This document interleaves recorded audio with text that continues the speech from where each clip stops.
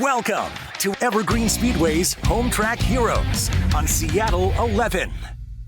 Welcome in here to Home Track Heroes on Seattle 11. Caleb Hart back in the driver's seat with you. Derek Todoroff here riding shotgun with us on a fun night at the races tonight. I'm excited. A lot of different divisions. A lot of good racing action coming up on tonight's show. Quite a bit of stuff to see, to say the least. I mean, you got mini stocks, street stocks, late models, all those different classes on our oval. Then, of course, your Stingers and your Hornets, always spicing it up. Boy, the Stingers have been really, really exciting this year. Can't wait to see them coming up a little bit later on the program. Of course, we don't even know what track that the Hornets are going to run on. What we do know is, first off, is going to be the BECU Mini Stocks, and we know Home Track Heroes is brought to you by Gene Johnson Plumbing, Heating, Cooling, and Electrical. A huge thank you to them for everything they do for us here at Evergreen Speedway. So let's take a look. Running in the sunshine tonight here for the Mini Stocks. They've got a 30-lap A feature lined up and on deck. Ronnie Absher is on the pole. He is at a Federal Way, sponsored by United States Seafood. Randy Dittmar is next to him in the 61 out of Snohomish, sponsored by ATR, Andrews Truck Repair. Inside row number 2, that's the number 14 Northwest Security and Sound car of Austin Kramer. He hails from Snohomish. In the number 2 Crooks and Kings Barber Company machine, that is Scott Lacrosse outside. The third row, the former Hornet champion in the 33, Ryan Hausenfluck from Lake Stevens, sponsored by Cornerstone Homes. Next to him, the multiple-time feature winner, Travis Woodward, the 16 car from Lake Stevens, sponsored by Brava Pizza in Snohomish. Tire Pros of Arlington aboard both cars in row number 4. On the inside, it's the 18J out of Snohomish. That's Jackson Beckel, the former Stinger 8 champion.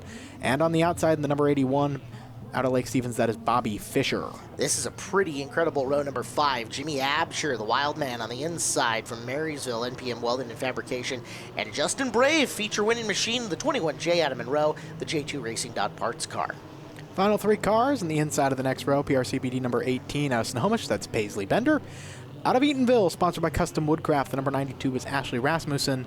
And running at your field, the number 21 machine is Brian Payne. So just taking a look at it, big invert tonight here for this mini stock main. We're going to have guys coming from deep in this field trying to roll forward as front row of Ronnie Absher and Randy Dittmar are going to bring us out of the corner. We're underway for the BECU Mini Stock A main event. This could be a good one. And already Absher taking off and trying to leave this field. He'll be out in front early with Austin Kramer in the 14 in the second position. And we've already got drivers putting up their dukes and getting physical as Kramer nearly gets turned. Jimmy Absher loses it for a second, gathers it back, and we stay clean and green. That we do. It does appear so. And watching out front there, you see the battle between the 72 and the 33. Those two cars battling last week as well, coming to the line. It was Ryan Hausenfluck in the 33 car that ended up coming home with third. 72 is right there, and the car right behind him, well, another driver in the mix of that one. That is Jackson Beckel. You know, we've talked for years here, both at the PA, at the racetrack, and of course on Home Track Heroes, how good the JBR cars are in four-cylinder action. Jackson Beckel, the former Stinger champ, has really been picking him up here as he gets more experience in the mini stock. And right now he is running third and coming after Ronnie Absher. Not only a good driver, but a lot of knowledge in that pit area that's helping that team get around. That's very, very true. And speaking of JBR, a notable absence in tonight's race, the 221 machine of Lyndon Smith, last year's champion, not able to get the car back together following what we saw happen last week out here at Evergreen Speedway. Unfortunately, probably going to be his title hopes going up in smoke as well. Yeah, no good on that one. You also look at it, the other Bender sister has not made the call on this one. So we are down 2 JBR cars, all eyes on the Beckel 18 and, of course, Paisley's 18 a little bit deeper in the field. Bobby Fisher just got by the number 72 while we were talking. As Fisher in that red-flamed and blue 81 car. Picked up the opening night feature win in the division, his first in the class and his first opportunity on it as a full-time driver. Get a look out front. Hausenfluck in front, 6 laps into this. Beckel is taking second. And let's see if he can reel in the gap. As there goes Justin Brave, a driver that, as you've stated a lot of times, just has a really innate feel for how to drive that race car. You take a look at it, the rear-wheel drive cars tend to swim the front end. The front-wheel drive cars tend to swim the back end. If anybody swims the back end better than Justin Brave. It's hard to see here in this mini stock class right now. I truly don't think there is anyone. It was a 10-car invert coming into this race. He was the fast qualifier after missing last week. He's still within range despite that absence because of how well he's performed in these first few races. Coming up behind him, there is Jimmy Absher, a guy that has been all kinds of fast, just hasn't had things work out for him. Absher was sideways on that opening lap in the first couple of corners. Now he's picking things up and starting to drive forward as he's knocking on the door of the top 5. As you're looking, there is House and Fluck, your leader, trying to lap the Rasmussen car. First time we have seen her here. And following through, Jackson Beckles into second. He's trying to bring Bobby Fischer in with, so Ryan's got some problems and fast cars coming behind him, and we have a bid for the lead going into turn 1. Battle there on the inside. The 18J able to stick it down there. See the JBR car possibly operating as a bit of a pick. Splitting the 18 of Paisley Bender. They're still side by side. Jackson on that lower lane, sliding up just a little bit on the exit of 4. They're side by side coming across as Randy Dittmers will be the next car to go a lap down. He's going to take the low side. Yep, using him as a basketball-style pick. If you've been watching the playoffs at all, you've seen a few of those.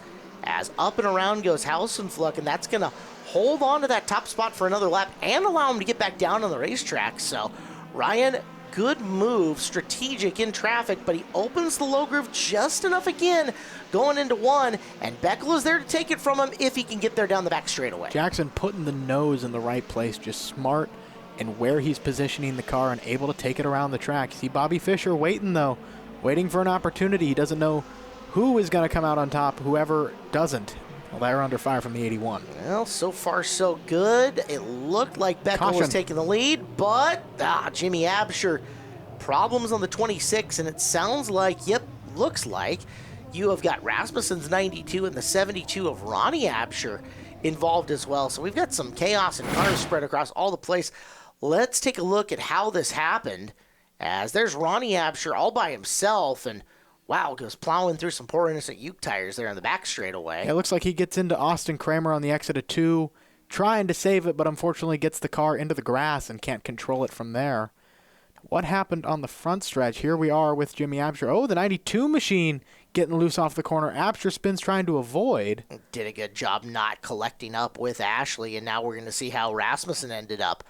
That car, back end of it, kind of swimming down, and here's from the cockpit of Ashley, and you can see, starts over-correcting out of the corner, and look, oh, wow. Now that explains why the front end of that car looked tatered, as that was head-on.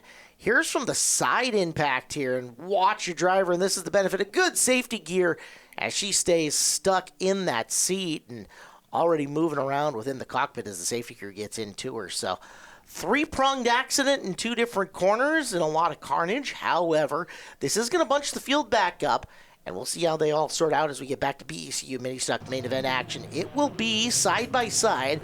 Ryan House and Fluck on the inside, Jackson Beckel on the outside, and row number 2 is Bobby Fischer and Justin Brave. Row 3, Jimmy Absher gets his spot back.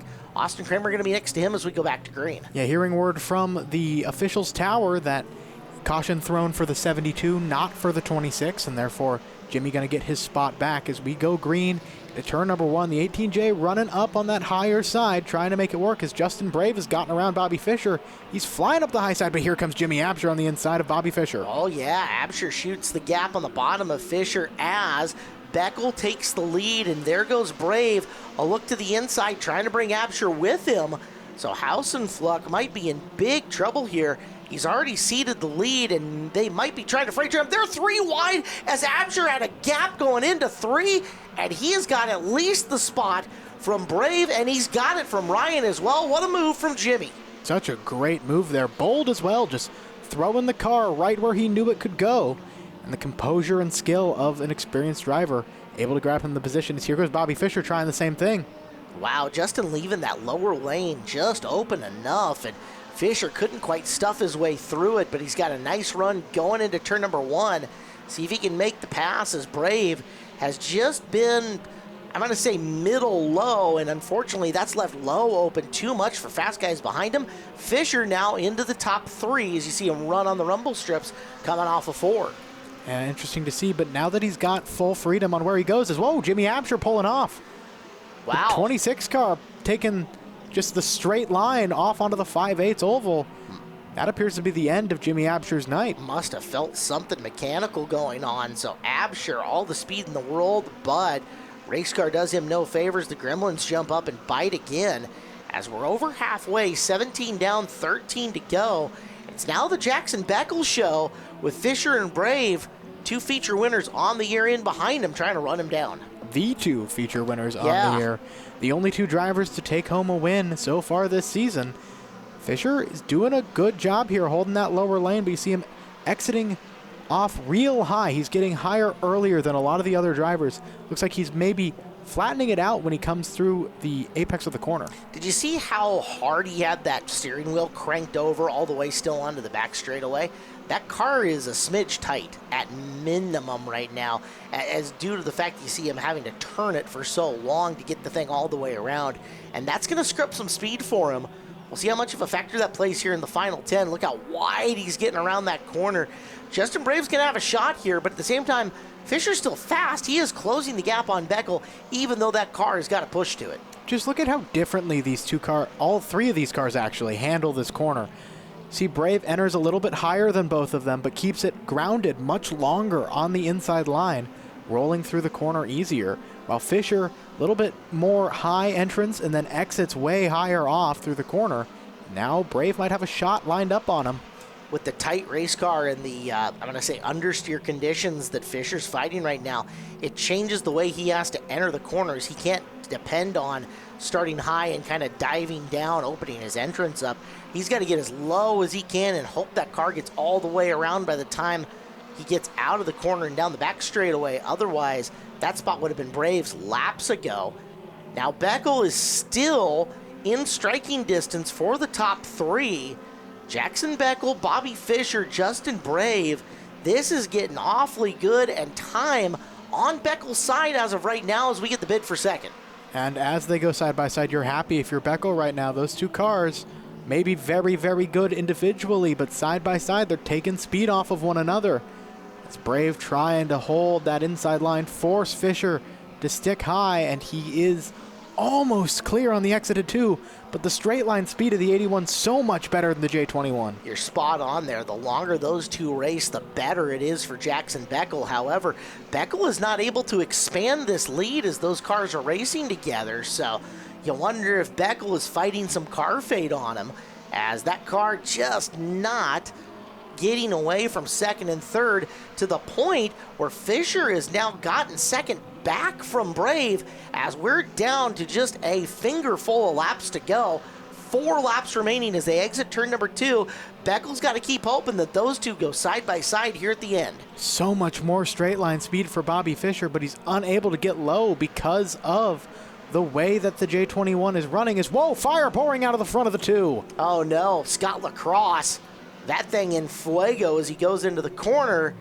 And we'll see him unbuckling and trying to get out ASAP. Red flag conditions out and on the racetrack. And Lacrosse out of the race car. Great news there as your fire crews have made their way to one of the longest points away from them in the middle of turn number 1. Let's take a look at it from the speed cam on the front straightaway. Slowed it down up for you. Wow. So, with that, we got to do a little cleanup. We're going to take a break. We'll be back with the conclusion of the BECU Mini Stock Main Event here on Home Track Heroes on Seattle 11. Welcome back here to Home Track Heroes on Seattle 11. I'm Caleb Hart. He's Derek Todoroff. When we broke, we were getting just to the end of the BECU Mini Stock Main, and now we've got it all lined back up, ready to go. They're going 2 by 2, which is great news for Bobby Fischer and terrible news for Jackson Beckel as we come to the restart here with 4 to go. That it is a 4-lap shootout here for the BECU Mini Stocks as they roll out of the corner, green in the air. Immediately see Beckel holding that inside line, not letting Brave get a run here. We're going to ride along with Travis Woodward, watching the top 3. The 81 going to the high side.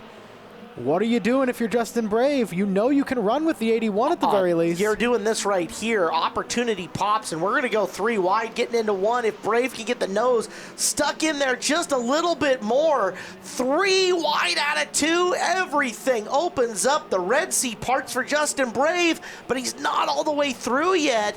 Beckel trying to hang on in the middle. He's the pastrami with the rye bread on both sides of it as they try to get on through. Brave low, Beckel middle, Fisher high, now Brave with the run down the back straightaway. Then the 81. Oh, here comes Fisher back. It's like watching the Hydros at the Mariner game, all three of them leading at the same time. As you have got your new leader, it is Brave with Fisher on the outside and the white flag in the air. So much clean racing there, and as they roll down the backstretch, the battle is for second because your race leader is clear. 81 going to try and fight up the high side, not going to work out, and Justin Brave comes across the line. Battle for second is going to go to Fisher. So it's Brave, Fisher, and Beckel as we head down to the Angel of the Winds winner circle to talk with them. Jackson, to say the least, that was a pretty chaotic race. You guys put on a great show there, but I got to ask, what's going through your mind as suddenly it's such a close finish there? You're 3 wide with 2 to go. I don't know. It's really hard to be happy with a third. If that red didn't come out, I had the win. I don't know, but third place is better in a wrecked car, so. Kept it careful there, running in and out with those other 2 drivers. What more do you think you needed other than the red there? To be lighter, but I don't know. I didn't really have anything. We made a good stride today. Got faster every time we went out. Finally cracked the 18.2s, so we're making strides. You put on a good show. I know you got a good crew back there. Who helps you put this together? Tire Pros Arlington for sure. Hottie Hair Lounge, Rent Fast Auto, Open Roads Auto, JBR, John Bender, PTM, Flat Holland, Augie, Brandon, Stevie, my dad, John, everybody that helped me on the car. Driver the number 18, Jay, 3rd place tonight, Jackson Beckel.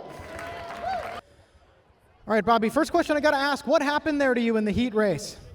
Car got into me, spun me out, and bent up the car a little bit. It wasn't worth coming back out for. We had to repair it and get it going again. You guys pieced it together pretty well there. Your turn, what was it like there in the 3 wide situation? That was intense. My heart rate was up. I was just pushing as hard as I could. I think the car might be still out of shape a little bit, but that was a very enjoyable race, and I thank the other racers for putting on a good show. And who else would you like to thank for getting this 81 machine out here into Victory Lane? First of all, I want to thank my mom. My mom showed up today. My biggest fan right there. Thank you, Mom. I want to thank my sponsors. Big shout out to Raritan Racing for helping me build this car. This season has been incredible so far, and it's going to be awesome the whole way through. Tire Pros of Arlington, J2 Racing, Calicott Landscaping Services, K's Crochet, Gary Fisher Construction, Full Throttle Graphics, Translab Performance and Transmissions, Beast Fab and Tuning. Thank you guys. Thank everybody in the pits that helps me and gets this car where it's at. Driver the number 81, Bobby Fisher, 2nd place tonight. Justin, last week, unfortunately, trouble came up. You were unable to make the race. This week, fastest in qualifying, win your heat, win your main event. How does it feel to go from not here to definitely showing up? Feels great. Yeah, we had unfortunate last week. Some car troubles, couldn't even finish the first practice, so we called it quits, figured we'd take the week, fix it up, come back today, and yeah, it feels great. Cars felt good all day.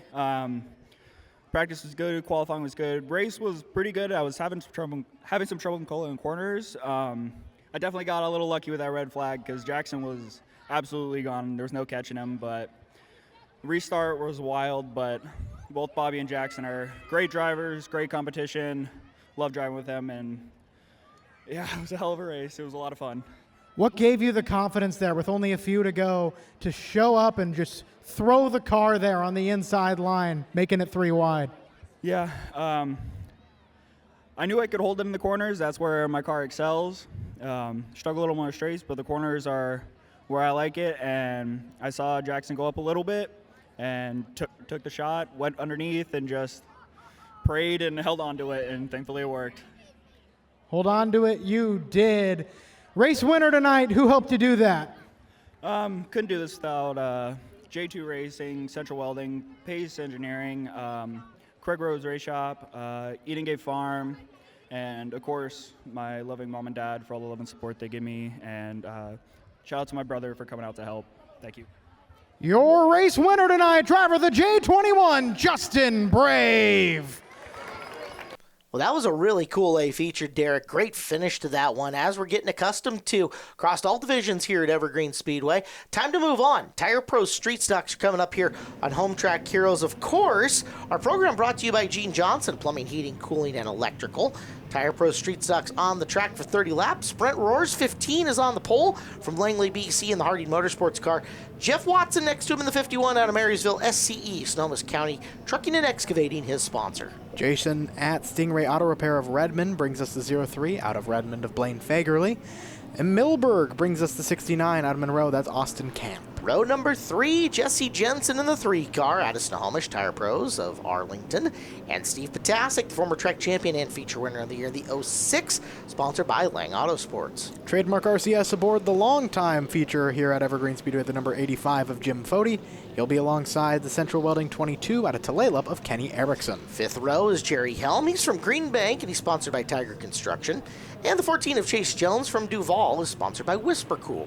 Big Block Brewing aboard the Renton number 7 of Mike Shimmick.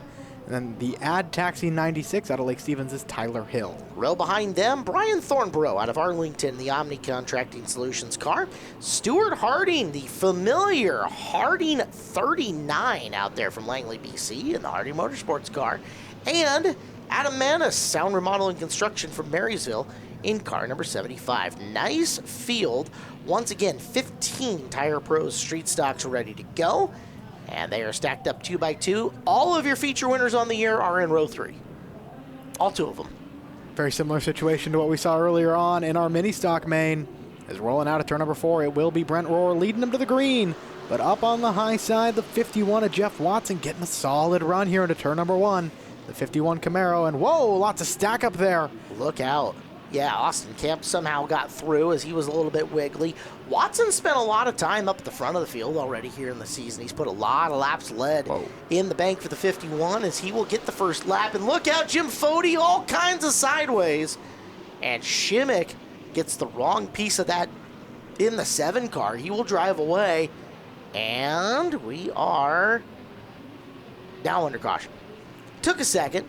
But there comes the yellow handkerchief. Yeah, the 85 machine really missed that corner. You see off of the back view here from Jesse Jensen, comes back down and into Fagerly and Shimmick. Unfortunately, Shimmick getting the worst end of it. Giving it a second look here off the corner. And, oh, yeah, you had 3 cars going for 1 position. Unfortunately, Shimmick in there, Fagerly, and Fody. And, heck, it's hard to fit 2 cars in 1 spot. Much less 3. And, yep, there you go. Shimmick gets the worst end of it. So, quick caution. We'll get back to action here in just a second. Gene Watson was the early race leader here in the Tire Pro Street Stocks as they're going to double up 2 by 2 and have a whole heck of a lot of laps left, of course. Segment brought to you by Tire Pros, the official tire dealer of Evergreen Speedway. Tire Pros, your one-stop tire retailer, where honesty is the best policy and they have a hassle-free guarantee. Tire Pros has all the national brands and offers a nationwide warranty on your tires. Go to TirePros.com. Well, in the 1 lap we got in, it's now Rohr and Watson up front, then Camp and Jensen. They get the green, and that's going to go to Watson right there. He flies off of the line, clearing the number 15 machine of Rohr, but up the high side, here comes the chrome and red number 3, trying to get another win on the season. Jesse Jensen fighting up the high side. And Jesse Jensen just doing Jesse Jensen things. That is par for the course on that, as he can use the inside, he can use the outside. He can't pass under caution, though, and that's what we're going to have as Thornborough's 72 is off in the green grass in the 3rd corner, and we'll get a look at how it all happened. Back straight away, big bunch of cars coming in. Looks like he might have just gone off the edge of the backstretch, and as a result, unfortunately, lost it into turn 3. With all the horsepower that these cars have, and they've got a good chunk of horsepower in them, car starts getting twitchy, and especially with the long wheelbase, it can be hard to recover. Thornborough couldn't do it right there. Off into the grass he goes, and we'll get another restart. Unfortunately, in that completed lap for Jeff Watson, Jesse Jensen got the outside of the front row, and this is going to be abundantly more difficult now for the 51 car.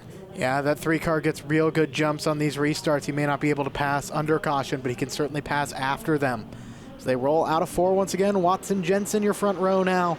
Into turn number 1, green flag waves, and while Watson has the advantage into the corner, you already see the speed of the number 3 machine. We reference the apex of the corner. That is the center of the turn, and already by the center of those corners, the 3-car was number to number with Watson, and coming off the 4th corner in just 3/8 of a mile, he's got 4 car lengths on him. That's how quick the 3-car is. That machine is fast, and it's already pulling away. As you see, the second-place driver, Jeff Watson, then Austin Camp. Brent Rohr right now about to come under fire from the 06 of Steve Potasic, who's working up the high side, as Jerry Helm, the 27, getting into the 14. Chase Jones near the back of the field. We've seen Potasic more than a few times now with that race car being just a hair loose. Car has been dealing with oversteer, Whoa. if you prefer, as somebody got off into the grass, and it I might think have been that the was 50 of Watson. I think that was Jeff Watson. So we'll keep our eyes on the 06 of Potasic and see if they've got the mechanical fix on that and got him tightened up a little bit, able to be more comfortable, as we're going to see another yellow flag. Boy, this has been Helm and Shimmick. Yeah, comedy of errors here early is Shimmick the 7, Helm the 27, and, well, let's see how it all went down, Derek. Shimmick here on the inside. Looks like he might have just locked it up and gone up the track and collected Helm in it. Barely keeps it off the wall. Well, we've got more racing to get to. More main event for the Tire Pro Street Stocks coming up next on Home Track Heroes on Seattle 11. Well, we're off and running here on Home Track Heroes, and you are at the early stages here of the Tire Pro Street Stock A main event. Of course, Home Track Heroes brought to you by Gene Johnson, Plumbing, Heating, Cooling, and Electrical. I'm Caleb Hart. He is Derek Todoroff, and we're 5 in, 25 to go, Derek, and they're trying. It's been a lot of yellows early, but we'll see if that smooths out over time. I'd describe it as elbows out racing. Lots of interest in grabbing every spot you can, fighting for position, and one of the consequences of that is there's a lot more contact, a lot more incidents. It's been what I'd almost call universal this season across many of the different classes. Well, winning at Evergreen Speedway means a lot. Winning a season championship means a lot, and all these drivers digging for every point they can get, every position that they can get in every lap, and we've still got them racing physical as they come out of turn number 2. Jensen will get the lead and shoot out to an advantage again. It was the back into the 69 of Call Camp around. that was problematic, and yep, Fagerly's 03. Now holding for it, and there's the yellow. Darn it. Loses it into turn number 3, it looks like we got some replays of it, though. Watching. I realize we're racing on a Sunday and not on a Friday, but is this Friday the 13th? Do we have a full moon? Which you're not supposed to say. Just checking. Around we go, so replay once again. You can see into the corner and gets in and just too low apparently. Might have hooked on the rumble strip and forward, so caution number 4, 5 laps in. That's a terrible ratio to have, but again, we've got some of the most talented street stock drivers in the Northwest, and they'll get her straightened out, I'm sure of it, as we'll take another try at this. This segment brought to you by Central Welding Supply. Central Welding Supply's mission of excellent service hasn't changed since 1975. Locally owned, larger inventory, and expert staff makes the difference at 27 locations. Find one near you at centralwelding.com. Rolling into turn number 1, you see the massive jump there. For the 3 as well, the 51 gets tagged. Huh. Looks like a little bit of contact, but between him and Austin Camp, and everyone makes it through except one car, Brian Thornborough, into the back of the 51. So we picked up a lap somewhere in there, so we're 6 down and 5 cautions. And again, it's not a good ratio. You see Watson, and when the car accelerates as it goes through to spin, that is indicative of contact that happened. So right from the Watson cockpit, and let's take a look again into the corner, and yep. I mean, you can make your own judgment whether that was a racing deal or how it all went down. I think that's, and in my opinion, I'd say that's just a racing deal there. Wow, Fody just barely missed taking a corner of that race car off as he came through. Narrow escape right there for that entire lane. Thornborough nowhere to go, and he'll need a new hood pin bar. So 6 in, 5 yellows. And I'm going to say it again. It's got to turn, right? Right? Assumably. All right. Single file restarts from here on out. All We're right. getting bored. Well, that might go a step in the direction of getting this done a little bit quicker. Jensen in the 3, Camp in the 69, Potasic in the 06, it's Roar in the 15, and tucked in behind him. I didn't quite catch it. Is that Hill in the 96? Good run for him in 5th place at the moment. That is where he's running at the moment. He's got Chase Jones on the back bumper trying to get through his Camp had some troubles on the exit of the corner and almost gets tagged by the 06 machine. What you're hoping at this point in time is that they're not, that was a good move right there by both of those drivers to drive away from each other and not into it, but you hope that they're not racing reactively. He hit me, therefore I'm going to hit him, right? Okay, let it go. 2 wrongs don't make a right, and besides, we're making left-hand turns anyways, so let's go forward and race clean and try to get through. Meanwhile, that race for 3rd is looking awfully good, as it is Roar down on the inside and Camp trying to hold on to that podium finish, kind of marooned in the middle lane at the moment. Yeah, they're side by side right now for the 3rd place position. Is Hill, like you said, just kind of sitting there waiting for an opportunity. He's got a lot of competitive cars back behind him. We've seen success from Shimmick this season.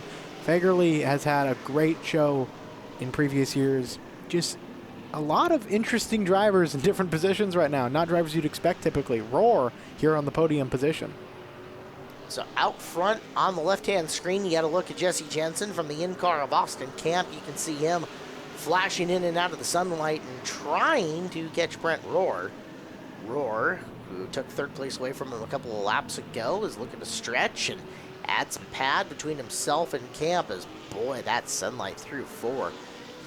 I can see why you would have a little more physical racing coming off that corner, because visibility, even with tinted visor and, if you've taped off some of the upper window, visibility coming out of that turn is tough. Yeah, it is very, very bright on the track right now as the sun sets. You see battles throughout the group. Fagerly and Erickson looking to try and make passes, make positions on one another. That is 7th and 8th at the moment. So we've still got 18 to go, 12 laps in to this Tower Pro Street Stock main event. Finally settling down and getting some consecutive laps in here, although did I just curse it? I saw somebody getting squirrely, getting down the back straightaway. They'll all drive through, and we're okay for now, as Fagerly in the 03 underneath Erickson in the 22 for position. Noses ahead going into the bottom of turn number 1, and doesn't quite have him yet. Erickson really fighting hard in the outside groove to try to take that back and hold on the position, so that's a good battle. Further back in the field, look out, they almost made contact coming off the corner. Fagerly and Erickson, tight quarters with the 27, no, make it the 7 of Shimmick, coming in and looking to steal a spot from both of them. Well, not only is it super tight racing in a position like that, but also when you're high in those corners, it's you can hold that lane on the front stretch and the back stretch. Those straight stretches, you prefer to go up the track. It's better for your position. It looks like the 7 of Shimmick getting into Fagerly there. As Shimmick and Helm, both drivers who are at least 1 lap down at the moment. Shimmick takes the spot away from Fagerly in the 03. However, like you just mentioned, got some scrambling to do to catch back up on this field, as he's going to get to the inside of the 75. That's Manis making his season debut. So shuffle Manis backwards as he's getting some seat time and working out all of the bugs in his new race car. Meanwhile, up front, guy who has no bugs, as of at least right now, Jesse Jensen, coming up to see if he can put a lap on Jim Fode's 85 car. So we're down to 12 laps to go here in this one. You guys should take a photo. It's a beautiful shot when he's running down the backstretch, sunlight falling on that chrome and red number 3 car. It's quite impressive, as is this run right now. He is closing in on the tail end of the field to put laps on them all while there's chaos in front of him. Absolutely. And you want to see some of those photos, just search out Evergreen Speedway on social media and see all the photographers that have tagged us in racing action. We got some fantastic photogs in and around the track on a weekly basis. The guy is shooting for Jesse, that's one of them, as, man, that car looks great every weekend. Look out, squirrely down the front straightaway. Was that Fode? I think that it was Jim Fode. We've heard that Fode has got the most horsepower in the division, so he's going to have the hardest time getting the handle on that car. Potasic in the yellow on one side, orange on the other side, 06. Trying to keep up, but time not on his side, as he sits with 9 to go, and he is a ways back from the race leader as he dives inside Manis as well. It's a hard journey to get back forward to contend with the driver of the number 3. Jesse Jensen just putting on a show right now, flying around this track. And he's actually closer to these drivers here that we're watching on screen than the third place driver, who is now Austin Camp, is. Shimmick, you think he knows he's a lap down at this point? Because as far back in the actual running order as he is, if you've seen it on the Gene Johnson plumbing, heating, cooling, and electrical ticker up top, he is back in the double digits still, but man, is he running hard to pick those spots up. He definitely is putting in a lot of effort trying to get around. Right now, Chase Jones, driver the number 14, looked like the 96 got a bit loose there, came down the track. There it is. There's the number 3, the chrome and red, has reached Kenny Erickson, is now threatening to put all these drivers a lap down. Man, this is Scaryville here for Jensen as you get into the back of the field, and look out. You have got bodywork flying right in front of your leader, who is just going to sneak on through, anticipating the yellow, and there it is. So the yellow to green ratio finally evened out, but that didn't stop us from getting one more in. As let's take a look, getting into the corner, and oh yeah, it's hard to... Mike Shimmick's had a rough race here, and it's not necessarily Mike's fault, as there's the gap, and then all of a sudden there's a car coming into the gap. Whoops. Yeah, not sure what happened there. Regardless, we move on. They're still racing to be raced here in Tire Pro Street Stocks. We got a bunch in a row. That's the good news. We picked off about 15, 16 laps there in that green flag segment here in the Tire Pro Street Stocks. With that being said, single file here at the tail end. 7 to go. Jesse Jensen, the 3. Steve Potasic, the 06. Austin Camp, the 69. And Camp's teammate, Tyler Hill, sitting in the 4th spot in the 96. Kenny Erickson, 5th in the 22. And the remainder of the field who is still out there. We're back to green. As the green flag flies, I believe, unfortunately, Brent Rohr had some mechanical issues, as did Jeff Watson, both of them pulling off the track in those two machines, as Harding and Fody spun there in turn number 2. Looks like we might have a shot on it. I jinxed it again by saying we had picked up a whole bunch of consecutive green flag laps. That was on me. It's the commentator's curse for a reason. From the back view of Jesse Jensen, you saw the 85 just go in there, and looks like he thought he had room, and he did not. All right, well, this is my mea culpa from me to you, the fans out there here on Home Track Heroes. I will not lay the whammy on us again in this race. Promise, I'm not going to say anything else. We're just going to roll through. I'm not going to make any commentary about the number of yellows that we have seen or the fact that we shouldn't see anymore. I'm not going to do that, Derek. Not going to do that? All right, you can hold me to that. Oh, we just had some contact further back here on the coming to the green. It looked like the 27 got into the back of the 22 and then the 14 in the back of him. Who put spoiled milk in these guys' Wheaties today? What in the world happened? I do not know. I think it looked to me like drivers just thought that the one in front of them was going, and so we stack them up. As already you see the 3 car of Jensen, 06 of Potasic, pulling further away from the rest of the field. You remember me telling you that Potasic had been battling loose condition? I hadn't noticed it earlier in the race, but I can see it right now. That car is fading on him. Something serious. You saw by how wide he came off turn 4 that last time by. So Potasic might be having to wrestle his race car to the finish line with 5 to go, and that's allowing both Camp and Hill to get right up on him and try to advance. Hill would be looking to make his first podium, and Camp would be looking for a career best second place finish if they can get Steve, depending on what happens. As there's Helm in the 27 and Fagerly in the 03 going to battle. They're having a run-in back there. Lots of contact between the two of them, side by side. A little bit of door slamming as once again there's more.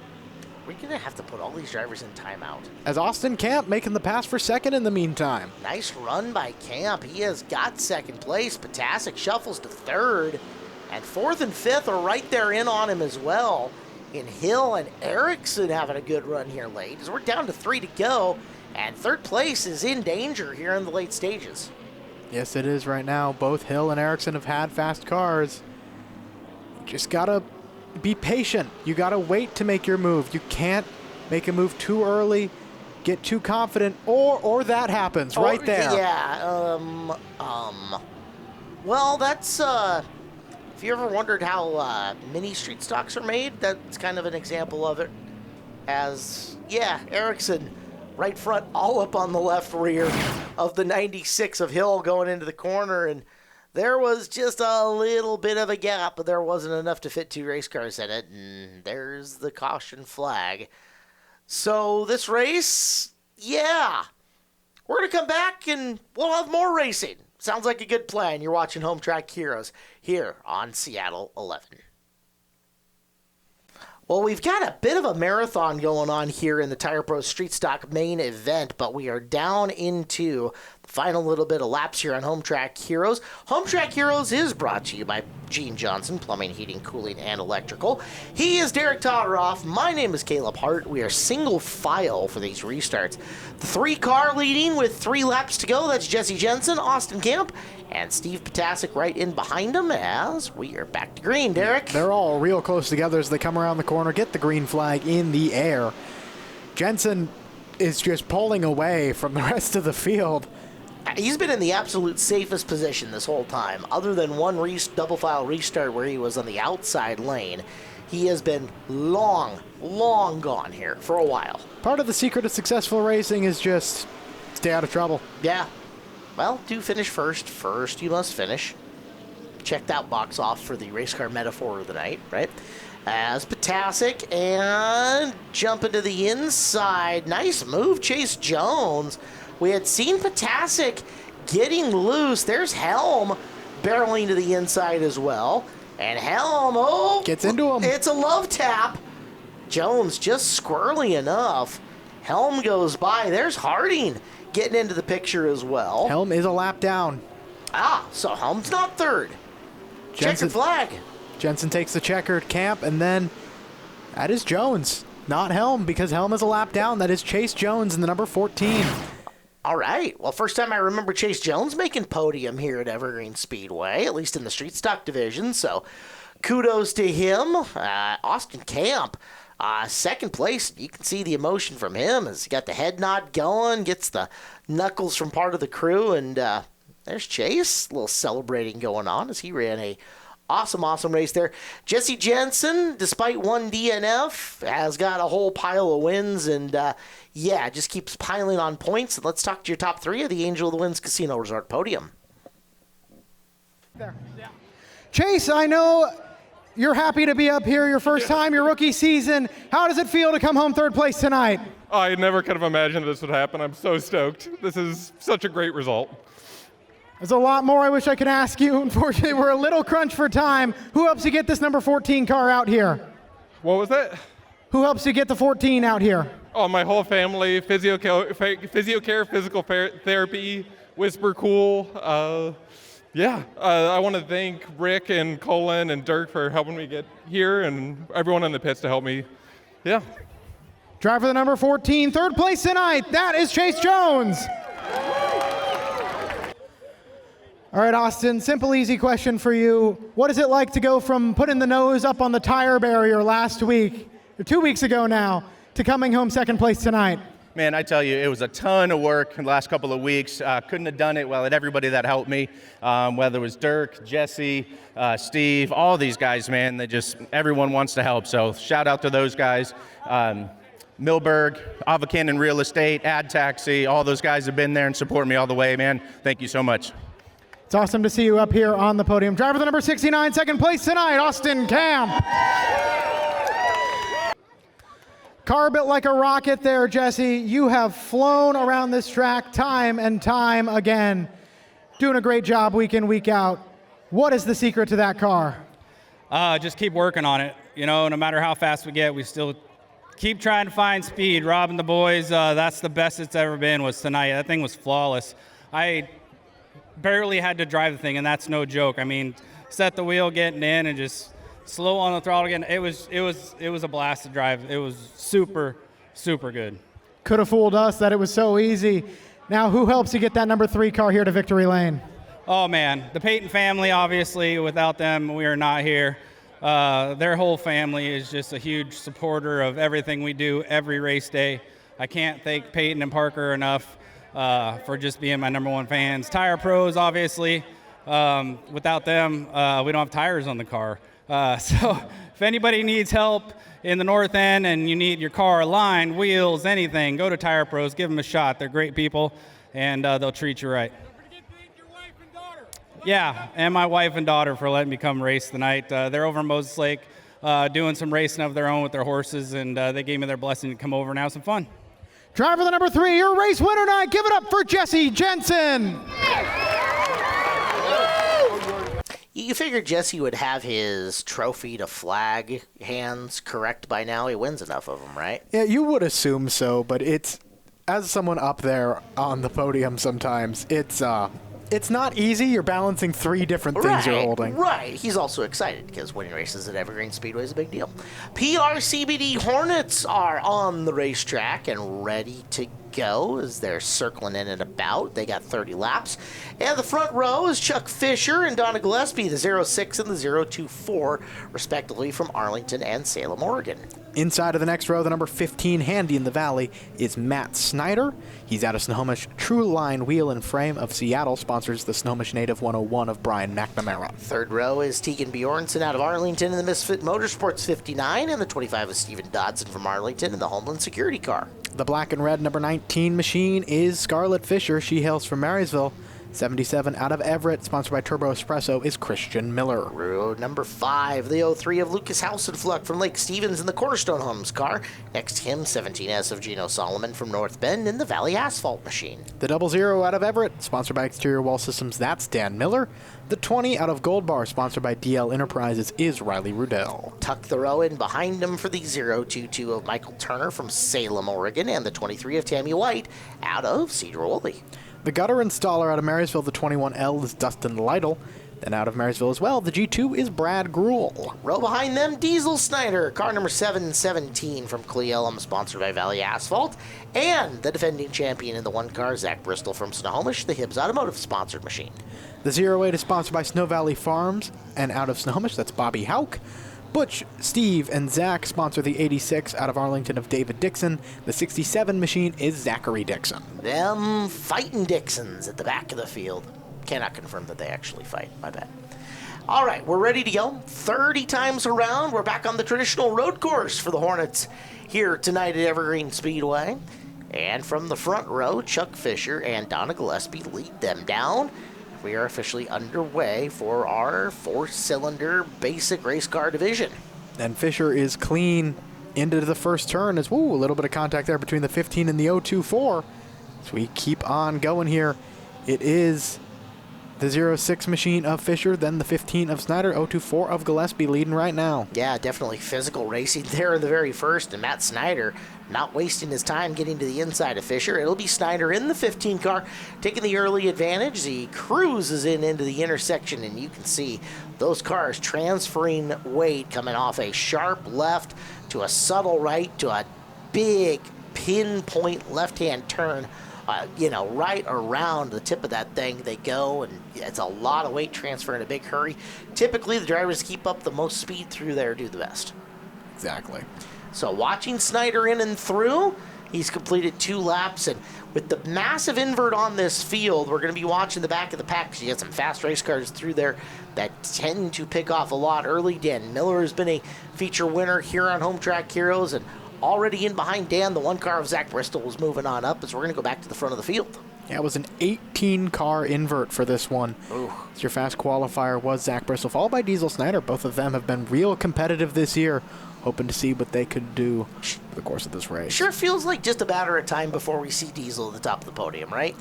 You got to think so. That 717 has proven to be fast time and time again. Fortunately, gotten into it a couple of times. Different drivers, been caught at the wrong place, wrong time, and you hope that doesn't happen a night like tonight, but you never really know. He's been awfully good as well in our bad weather races, which reminder, hey, Evergreen Speedway, we run rain or shine. So if there's bad weather out, you can still come and enjoy the race night with us at Evergreen Speedway. You'll see guys like the Hornet division just slinging those cars around at the edge of the precipice of control as we work down the back straightaway. And moving forward, that's the 25. Stephen Dodson behind the wheel of that machine. Dodson looking really good as he picks off another. And now coming up in the back of Fisher and looking for a spot there. Dodson's had some success out here at Evergreen Speedway in the past, never gotten to victory lane, but that 25 car has been real quick in years past. Well, if he does, he can take his winner's check and take it to Coastal Community Bank. At Coastal Community Bank, community is our middle name. Our bankers take the time to understand your business and help move it forward. Coastal Community Bank, an equal housing lender, member FDIC. Dodson's got the spot. Gillespie now going off the door panel of Fisher, and Fisher looks to be losing some speed here. There may be some mechanical malfunction on the 6 car of his. That is Christian Miller, the very fast black, white, and red 77. And he's got to run on Gillespie down the back straightaway for the spot. Christian Miller with a lot of speed in that car, see, sticking to that low side, keeping it pinned, like we saw drivers like Justin Brave do in the mini stocks. When you can do that in a Hornet, you can keep that higher speeds these 4-cylinder engines being pushed to, really fly around the circuit. Miller has got third. Dodson, the next guy for him to run down, as back in the field we look, and oh yeah, Zach Bristol moving and shaking his way through the field, and Brad Gruhl right in there. Gruhl has been the dominant force in the Hornet division here over the last couple outings for them. Yeah, he hasn't attended every race, which is why he's not your points leader. That currently belongs to Zach Bristol. But he has been very, very dangerous throughout these races, as Bristol just been very consistent behind the wheel of the 1JR. That's one of the things. Bristol at this point in time, almost 2 decades, if I got my math right, of Evergreen Speedway experience, and maybe even a handful more at this point. So Bristol, there's nothing you're going to be able to throw at him that's going to shake him at this point in time. He's seen every course. He's been involved in nearly every scenario. As we look back forward, Bjornsson in the 59 and Fisher in the 19 car having a good battle for a spot, and fast guys coming behind them. That's the last thing you really want to see if you're in that position, is a lot of eager drivers who want to get around you as quickly as they possibly can. The 00 in this case of Dan Miller right there, waiting his turn, waiting for an opportunity to just fly on through. So Bjornsson's 59 cedes the spot to Fisher. Scarlett Fisher in the 19 trying to roll forward. Family affair. You saw Bobby Fischer out a little bit earlier. Now Scarlett's turn out in the Hornet. Dan Miller, that is Christian Miller's dad, trying to pick his way forward and get to the point where he can compete with his kid up for a top 3 run here. All right, now your podium is Matt Snyder, Stephen Dodson, Christian Miller as it stands. 11 laps in, 19 to go. As Dodson has been connected with the 77, that Hornets Nest Racing team. He pits alongside him. Okay. And I'm not sure if they're necessarily teammates, if he's necessarily members. Oh, we got a car around, as it's the 23 machine to Tammy White. Also involved, I think, your 8 car, Bobby Hauk. As let's take a look. As, yep, there's Bobby, sideways, and clips the back of Tammy in the 23 car. So that's how it all went down. Here's a look from up top. Around they go, and to a stop. Caution light out. One more look as they come off the corner. We'll be back with the conclusion of the PRCBD Hornet main event next here on Home Track Heroes. Welcome back here to Home Track Heroes on Seattle 11. Derek Todoroff in the co-pilot's chair today. I'm Caleb Hart. We go back to main event action for the PRCBD Hornet division. They are 11 laps into their 30-lap feature here on Home Track Heroes. Matt Snyder has been the leader. Stephen Dodson hunting up main event win number 1 on racetrack with him. Of course, Home Track Heroes always brought to you by Gene Johnson Plumbing, Heating, Cooling, and Electrical. We're back, just about back underway. Is a huge field of cars still left out there, Derek. 19 to go. Yeah, side by side, and lots can happen, especially now that you've gathered everybody up. Those fast guys at the back of the pack have made their way through a little bit of the traffic and are now up in position to contend, with 2 guys looking for W's up in the front row of this. That is true. Here we go. Matt Snyder, Stephen Dodson up front, trying to find their way through this whole adventure, as rolling out of turn number 4. Green in the air, and it will be Snyder clearing into the first corner. Dodson will fall into second for now. As you see, Donna Gillespie, got to make some contact with the 77 and then into the Uke tire. That Uke tire came out of nowhere. I don't know how that happened. It's also scrunching up the nose of Dustin Lytle. Looked like he might have got into someone or something during that big stack up. Well, as much as that was a little bit of a tag, with Gillespie staying going, green light's still on around the racetrack, and that's one of the things about the Hornet division. You know, you have a huge full field of cars that don't always handle perfectly anyways, And yet we see a lot of races that go green flag for long periods of time, as there's Dodson making the move for the lead, comes right across the nose of Snyder and kind of taking him up racetrack for a second. Got to wonder how Snyder feels about that. Driver the number 15 right there with the 25. As here's the battle between Dan Miller and Zach Bristol. The 00 versus the 1, as the 1 taking that low lane here through onto the 3/8, and he might have the edge. No, not quite. Speed coming there for the 00. Now he clears as they go into turn number 3, as almost looked like this 00 had a problem. Yeah, you have to slow the car down so much to get around the inside of that hairpin and hold the groove that you're almost a little bit better to take it wider and keep your foot in it a little bit further. Different strategies, though, work for different guys as you're taking a look.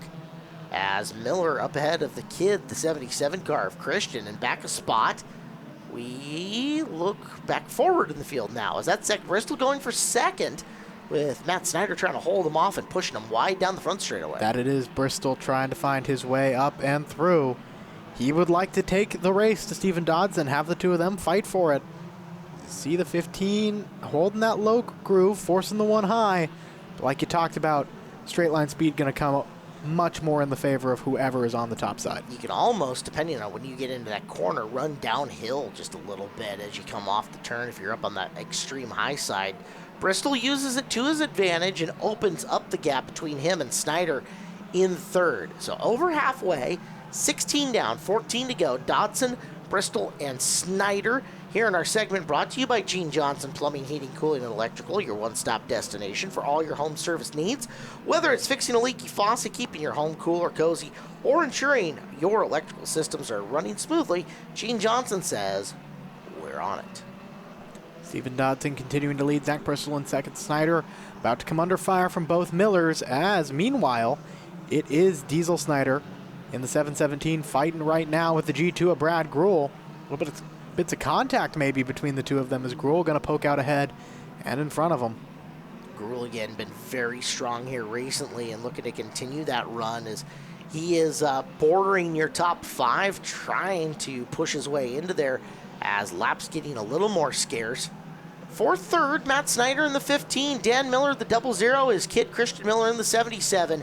And this is about to be another family affair as they go into turn number 3, where Miller's got the inside lane getting into the big sweeping turns. Yeah, Dan Miller there on the low side, Christian coming up. All versus Matt Snyder for the final spot on the podium. Matt going to fall back there as we ride along now with Brad Gruhl looking through the rear view. Back at the 717 is look out. Hang on to her, Christian Miller. Almost swimming with the fishes. Yeah. At least that's what the race car looked like it was doing. Side by side there between 717 and the 77. Rolling through the corner as, that rear camera shot, an interesting one, watching what's happening with Gruhl and then Miller in and behind him, trying to get back and forward. And boy, is that Diesel Snyder trying to bump around Christian just a little bit. It's physical in the Hornet division, but it continues to be green flag action. Diesel really struggling on the exit there, off of the turn, the hairpin onto the 3/8 oval. See, Matt Snyder trying to defend from the G2 of Brad Gruhl, who is up on the high side, will have the preferred line when they cross through the intersection of the figure 8 and into that quick corner advantage for a moment to the 15. Not sure it's going to last, though. See the G2 on the high side, straight line speed. There he goes. Whoa, here comes Christian Miller trying to do the same thing. Yeah, Miller not done digging and trying to make his way forward. It almost looked like on that last pass, Gruhl had to hick up the throttle a little extra to avoid getting into the Uke tire and getting the car turned. This time he gets to continue and bring all that speed in and through. Wow, full send. Full send as the Hornet main is looking more like a bump to pass main here over the last couple of laps. Looked like Matt Snyder locked it up and got into the 77. 77 let it, displeasure be known, but Diesel Snyder going to give a shot to the back of the 77, spin him up onto the high side of the track. He does get refired, not seeing caution lights, so we will stay green. Steven Dodson still in control. Puts a big dig at the aspirations for Miller, who has been frequently driving from the back of the field forward this year in the PRCBD Hornet division. This is, once again, up near the front of the field. That's Brad Gruhl. Yeah, third place. Gruhl has now dug his way up onto the podium. Miller cedes the spot, and we'll see if Gruhl makes some kind of mistake. This is for your lead as Bristol running right up on Dodson, and we're coming in on 5 laps to go. The drivers who, they're not really teammates, but they're associated. They work on a lot of the same race cars in and through, and Dodson got a little wide for a second. Yeah, good crossover move. He might hold this lead because it looked like it was going bye-bye. Oh, he's there on the inside, has the preferred line here. He got off of that corner real well, as it looks like Diesel Snyder might have been black flag sent to the pits. Dodson is back in control. And manages to make the crossover work. And you wonder, because there's a lot of drivers who are shifting in and through that portion of the course, you wonder if he just missed a shift and that caused that line that he went through for a second, because that car's back up to full speed again as Bristol right into nose underneath, putting a little black paint on the left rear corner panel of Dodson as we come to 3 to go. Dodson holding his line, though, not letting the one by. He is not bending for anyone who comes up behind him. They're going to have lap traffic. They have 3 laps remaining. It will be 2 when they make it back to the line. Bristol, the king of the Hornets, demanding that Dodson bend the knee. Is that what's happening here? I think it might be. It could be. Well, we'll find out. We've got 2 more times around to decide this and slower traffic to deal with. Steven Dodson, first Hornet win could be in sight for him. Zach Bristol, who has more than his fair share and a track championship, close enough to put the pressure on. But Dodson getting through the slower cars and now just has one more pass on our road course to come in and take his first W. As he takes the white flag, as noted, Bristol is going for a second consecutive title. Notably, Dodson not an obstacle in that. He missed the first few races of the season, and so 25 is not a competitor for that championship. As he clears Brian McNamara, that just might be it for Steven Dodson. Maybe not. Oh boy, Bristol had a really good run. He went full send into the corner, but it's not enough. Steven Dodson going to get the win. He will celebrate at the top of the podium. Bristol was 2. Gruhl had some ground to make up, but still ends up digging for 3rd as you see how everybody else comes through and finishes. Dan Miller got a good run up and around 4th as everybody off the hammer and down to the checkered flag to end their run up. Christian Miller stuck out there as you see him getting it sideways in the intersection on the final lap. And now Miller quick little stop off as Dodson. Big celebration there on the inside of the racetrack. You can see how pumped up he is. That's very cool. It's always great to see such an excited driver celebrate there.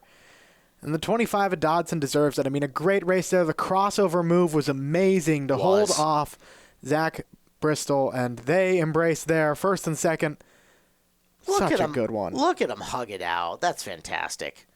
Camaraderie and stuff. Although, you know, people always say, I'm not here at the racetrack to make friends. I'll bring mine with. That's what happens when you're the antisocial kid. Either way, we go to the Angel Winds Casino Resort podium to talk to your top 3. Brad, a really good race today. Had to navigate a lot of traffic. You're bringing home 3rd. How does it feel just to be up here right now? It feels good. I was going for another first place tonight, but these guys are faster, so I'll take a 3rd. Yeah, and who do you want to help, or who do you want to thank for helping you come home 3rd? Oh man, I got them right here. First Amber, my girlfriend. Granite Falls Chiropractic, Garage Force, Estes Heating and Cooling, Frost Towing, Brandy Hood Promotions, Northwest Barricade, Braven, J2, Raritan Racing, Definitive Infants Carpet Cleaning, Hemi Hauling, Turn 1 Media, Yeti Racing, and the fans. Thank you guys for coming out. Let's give it up. 3rd place, the G2, Brad Gruhl.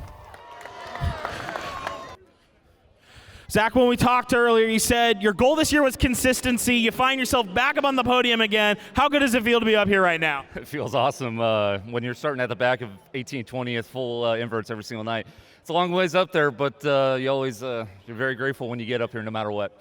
And who do you want to thank for helping you get up here tonight?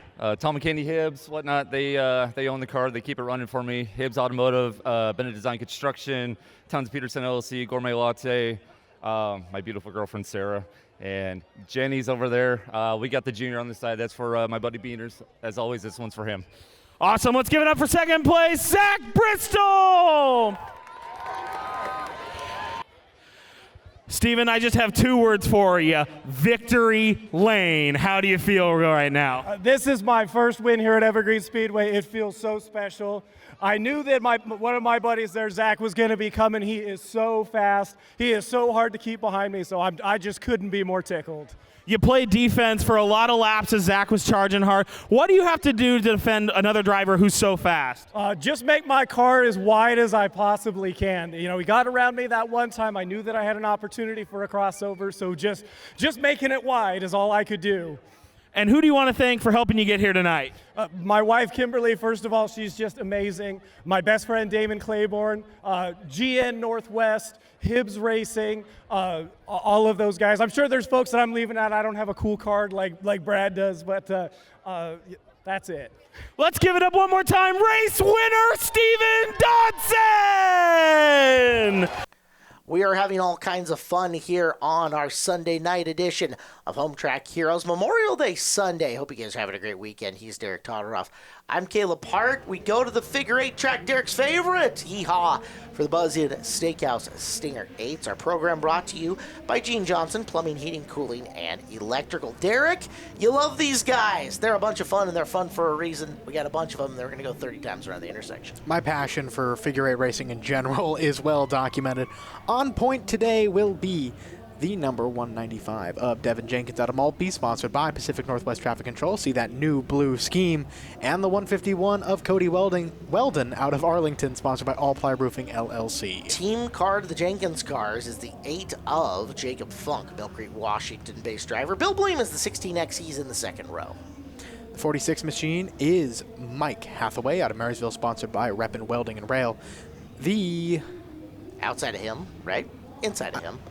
Outside of him appears to be the 20 car of Riley Riddell. So not sure where the 03 of Lucas Hausenfluck went. Riddell's 20 car sponsored by DL Enterprises. Bryce Kolar's 23 is in the Knack Construction car. Row behind them is supposed to be Damon Claiborne's 43. Abendroth Equine developing the horse and rider, the 16 of Peyton Hopp, sponsored by Papa's in Monroe. Hunter Jenkins, the 85, sponsored by Resch Printing. That's another one of the Jenkins team cars.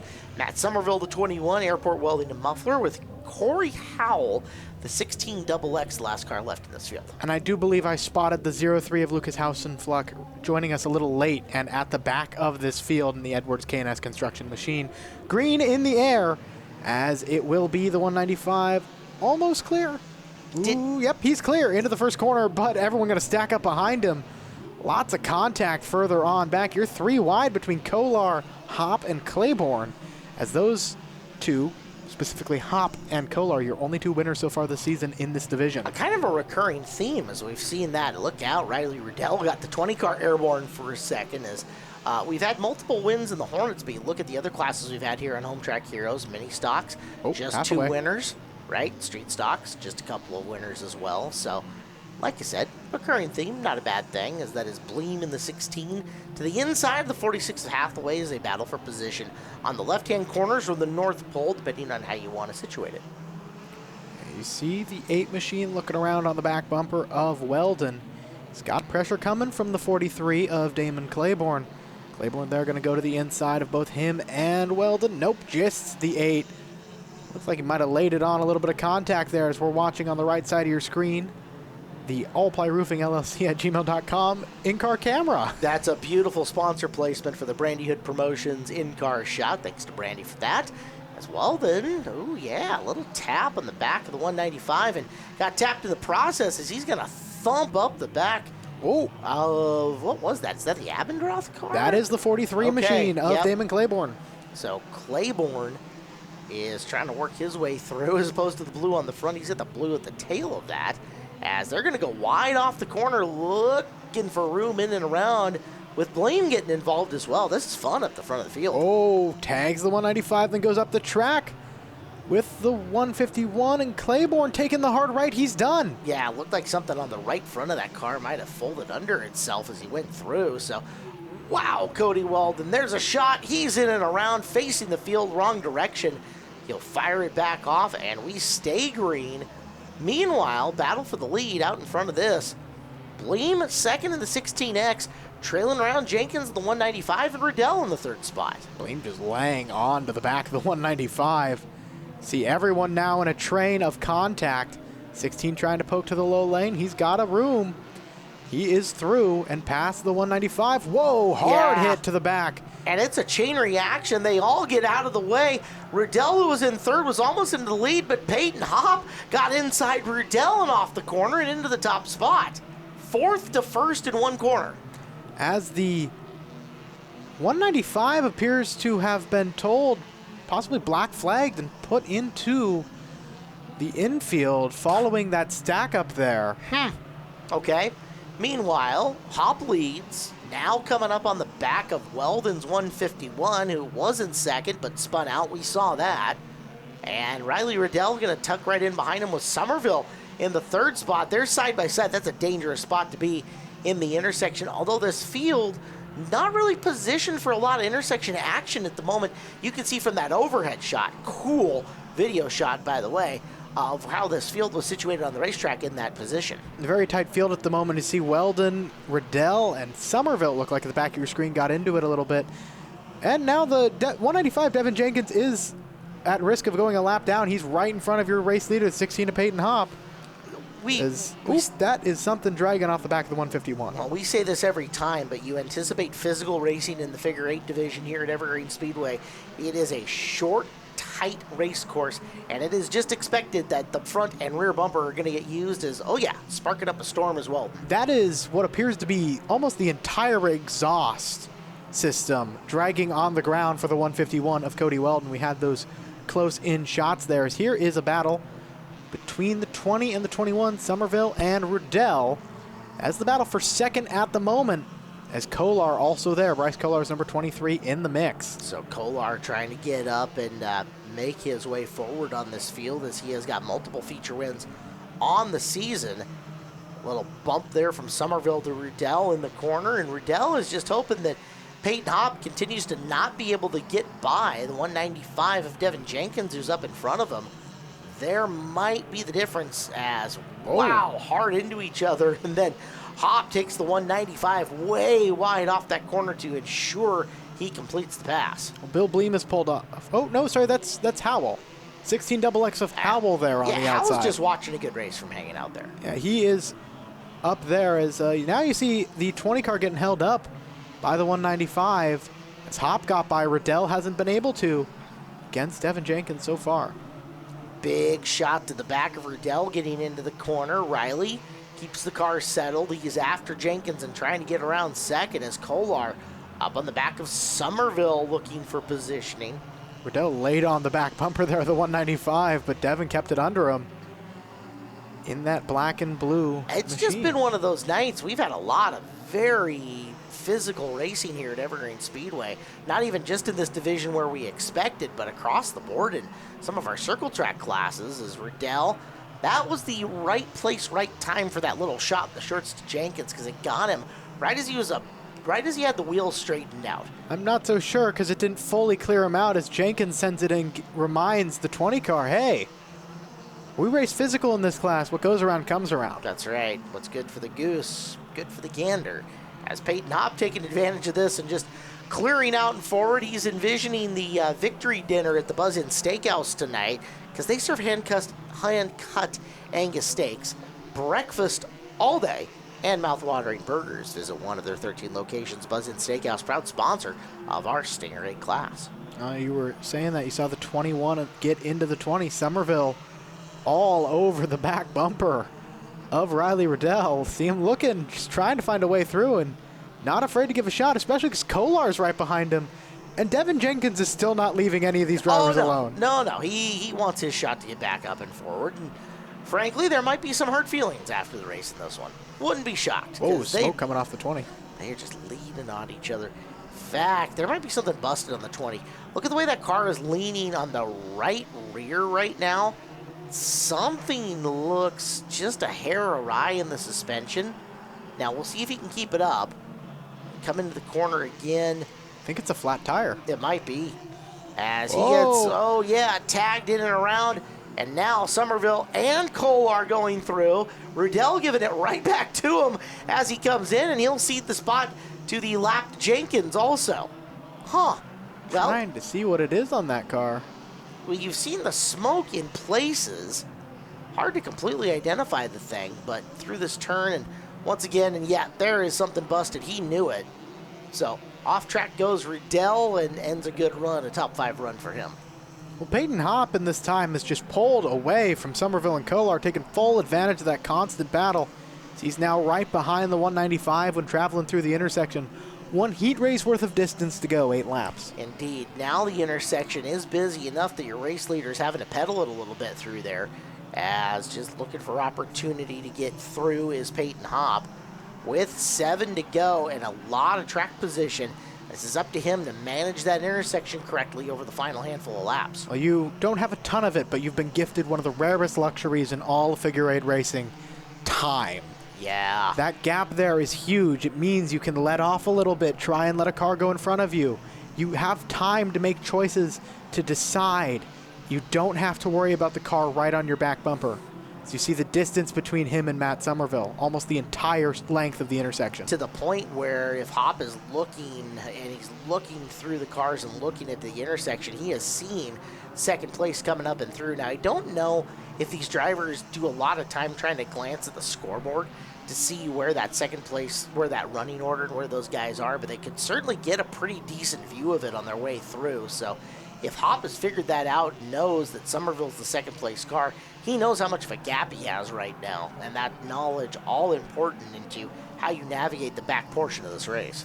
Drivers in the Stinger 8 and all figure 8 divisions, really, one of the most interesting parts is the moment when you're traveling through these corners, you come out right about where Hopp is right now. You see that silver car. That's where you take a look at the intersection, you decide your plan.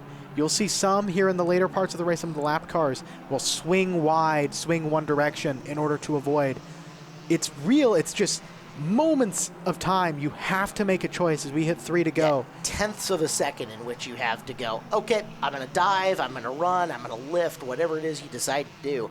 All the while, if you got somebody right on your tail trying to defend your line and hit your mark, getting into the corner and not over-accelerate and overshoot it. And that's where that luxury of time, as we get 2 to go now, really comes into play. Because Somerville's trapped right now behind a lapped car behind you, you have the ability to say, all right, I can be careful. I can let up. I can choose my route.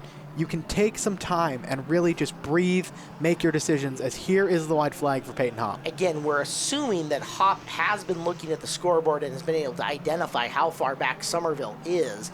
And you see it really in the fact that he is not pushing hard, stacked up between these 3 lap cars. If that second place car was closer, he would have been fighting so much harder to get through. Didn't need to, though. It was easy peasy. He went 4th to 1st in one corner and then cruised and taking the win. Peyton Hopp, the W.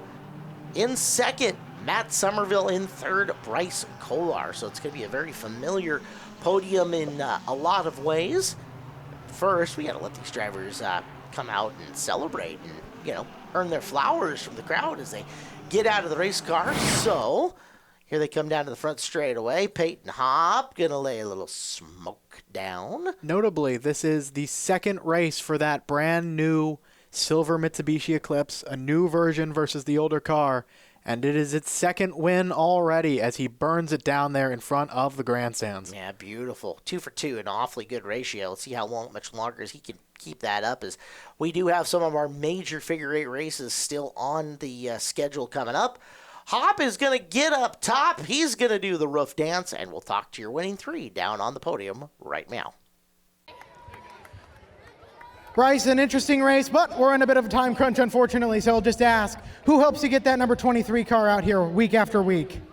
My buddy Sam, my son also, he helped me get it ready last time. I got a great family, week in and week out. We race for you guys, and we try to put on a good show. I can assure you, you did exactly that this time around. Driver the number 23, 3rd place tonight, Bryce Kolar. All right, Matt, same sort of question for you. We had a great race out there. Had a couple of run-ins, though. You managed to bring it home here in 2nd. Who helps you do that? My sponsor is definitely Airport Welding and Muffler. They're buying the parts for this car to make it go fast. And John Bender, he'll do anything to help me out on this car and mounting tires and all that. And then my family, my parents are always out here, my wife. I spend way too much time working on this car. Well, it pays off as you come home second place tonight. Great show. Driver the number 21, Matt Somerville. Great show tonight, Peyton. You put on a clinic there. We'll call it Cole razzing it, making a new car, bringing it out 2 for 2 so far. How's that feel? Man, words cannot describe just how amazing this is. I mean, we put so much work in this car just to get ready for the 3rd race of the season, and I blew my own expectations by winning last race, and this race qualified 3rd. Car felt pretty decent, made a few adjustments, and it was a very destructive beginning to the race for sure. I was bouncing between cars left and right, and I just stayed patient, got out of the mess I was in, and made the pass when I could, and that's all she wrote. New cars like this take a lot of work. Who helped you do that? Yeah, so I like to thank Hornet's Nest Racing. They are the main reason why I'm even up here today. Dan Miller, Christian Miller, Damon Claiborne, Zachary Bristol, Stephen Dodson, my fiance Alyssa Rapon, Jonathan Rapon, my mom Michelle Hop for all of her support, Grandpa and Grandma Hop, Papa's Tavern, my main sponsor, GN Northwest Exterior Wall Systems, Whiskey Years Over, Brandy Hood Promotions, Matt Johnson Design, and man, I love this speedway. I live and breathe this speedway. I grew up racing here, and just thank you to all of the amazing fans for coming out here. You are the reason we are out here, and I got to put on a show for you tonight. Woo! Driver the number 16, Peyton Hawk. Very excited Peyton Hop for a lot of good reasons. Great main event win for him in the Buzz-In Steakhouse Stinger 8s. We got to move forward. We've got one main event left here on the night at Evergreen Speedway, and it is the Speedway Chevrolet Pro Late Models. 50 times around here for these guys, where your pole sitter's Nick Beecher in the Kendall Auto Group, number 45 from Marysville. Next to him, it's 14 of Colton Price out of Everett in the Northwest Boiler Busch Light car. J&R Truck Rentals aboard the Linwood Native, number 18 machine of Nema Lang. Next to him, the K9 out of Monroe, sponsored by Johansson Mechanical. That's Caden Holm. Row number 3 is Chase Gardner, 32 car out of Snohomish. Quality Towing is his sponsor. Chad Fitzpatrick at the 12C out of Lake Stevens in the trademark RCS car. Row 4, your drivers to watch on the inside. It's sponsored by Joe's Racing Products out of Snohomish. The number 78 is Haley Constance. On the outside, 3 for 3 so far this season here at Evergreen Speedway. The Edwards Construction, number 3 out of Lake Stevens, Wyatt Gardner. The very, very potent 19 of Thomas Stanford from East Wenatchee now. The Ackerman construction car starts 9th. Brandon Brock of the 68 NBM Welding and Fabrication LLC on the outside of the 5th row. Saw Jimmy Absher in that car to start the year off. As we are 10 cars, we're 50 laps. Beecher and Price bring us down and bring us to the green flag on our 4th Speedway Chevrolet Pro Late Model main event of the season. Green in the air and into turn number 1. You see him stay side by side, but the 14 down the backstretch, going to get that bit of a run.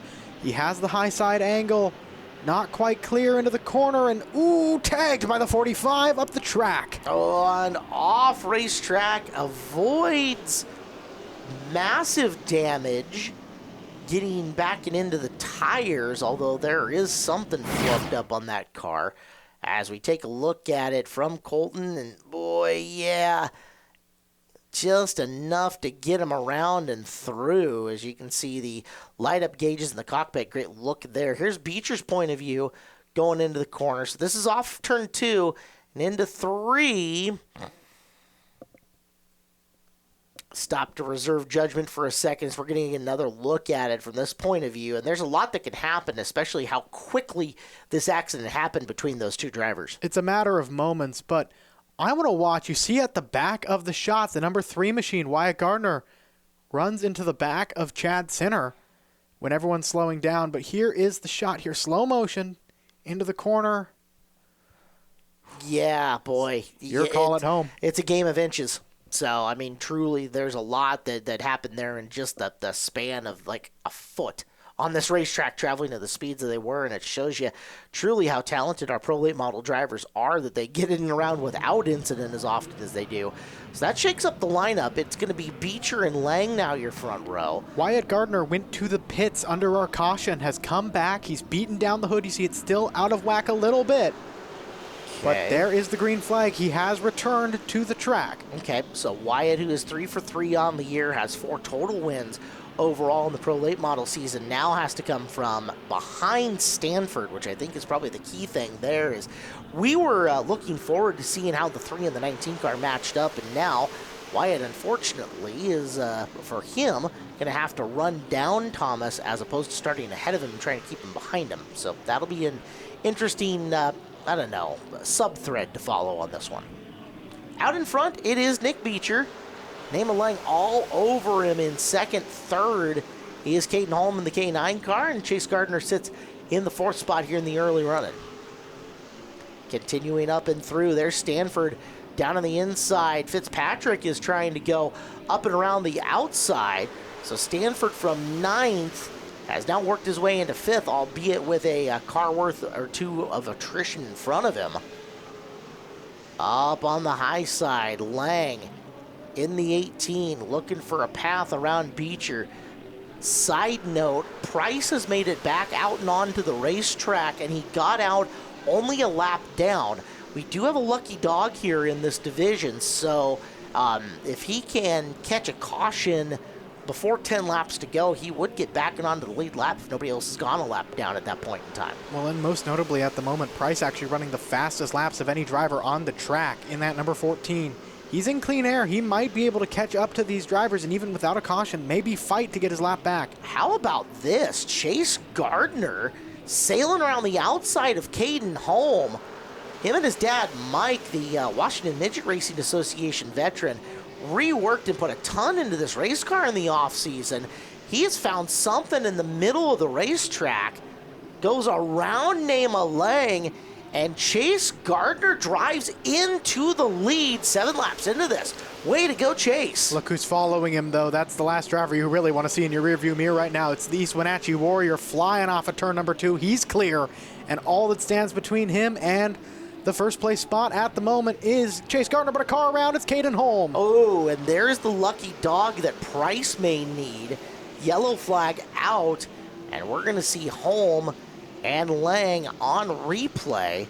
Let's take a couple of looks at this thing from our awesome Hometown Heroes crew. Here's from Holm's perspective, and around they go. Second look at it from Nema's point of view into the corner, and you can see it. K9 had started. I think he might have also made contact with the 78. Could have. Well, we've got more race coming up. The thrilling conclusion of the Pro Late Models next on Home Track Heroes.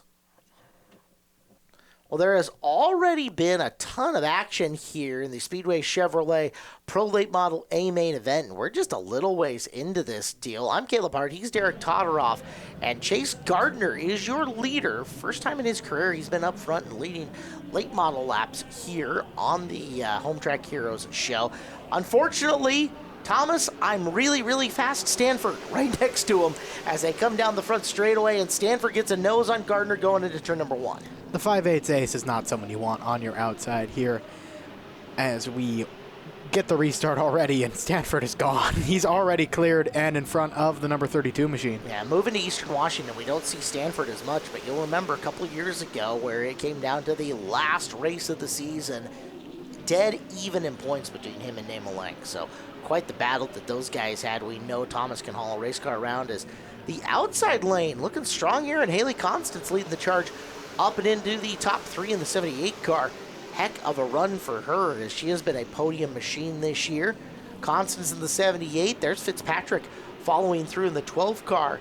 We watch this segment. Of course, our program here on Home Track Heroes brought to you by Gene Johnson Plumbing, Heating, Cooling, and Electrical.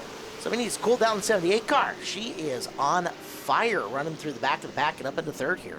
Looks like the front of the 3 car on the right side might be dragging through the corner. Saw some sparks coming off when he went through 1 and 2 from our turn 1 camera.